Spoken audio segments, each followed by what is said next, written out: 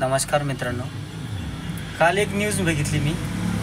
कोण पटेल नाव मला पूर्ण माहीत नाही, पण पटेल कोणतरी आहे. त्या पटेलांनी काय केलं, वाराणसीमध्ये नरेंद्र मोदीच्या डोक्यामध्ये आपल्या छत्रपती महाराजांची जिरे टोपी घातली. किती दलाली कराल, सत्तेसाठी किती दलाली कराल? इतक्या खालच्या पातळीचं राजकारण आत्तापर्यंत कोणी केलं नव्हतं.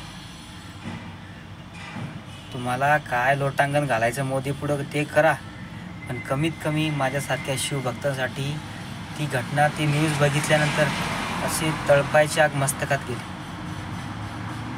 आणि हे विचार प्रकट करण्यासाठी मग माझ्याकडे माध्यम आहे, यूट्यूब, फेसबुक. व्यक्त व्हा मित्रांनो. हे लोक नाही तर मग हे असेच करत राहतील. आतापर्यंत आपण जिरो टोपी काय आहे भेट म्हणून देत होतो, आणि त्या जिरे टोपी आपण पूजा करत होतो.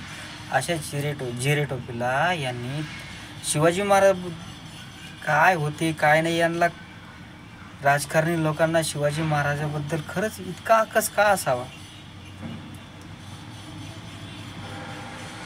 खरंच शब्द नाही येत. मी फक्त यांना, हे सत्तेधाऱ्यांना एकच बोलणार, सत्तेच्या लाचारीसाठी किती दलाली करा तुम्ही. फक्त छत्रपती शिवाजी महाराजांना सोडून तुम्हाला काय राजकारण करायचं ते करा. जय हिंद मित्रांनो, हे लक्षात ठेवा. मला जास्त चांगलं बोलता येणार नाही या गोष्टीवर, कारण की हे समोरची घटना पाहून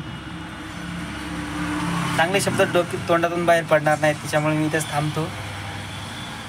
पण अक्षरशः राजकारणी लोकांनी एक स्तर इतका खालचा नेऊन ठेवला आहे की कमीत कमी छत्रपतींना तरी त्यामध्ये ओढू नका प्लीज. माझी मागत एकाने कोण होतं, त्याने पुस्तक छापलं होतं, आज के शिवाजी नरेंद्र मोदी.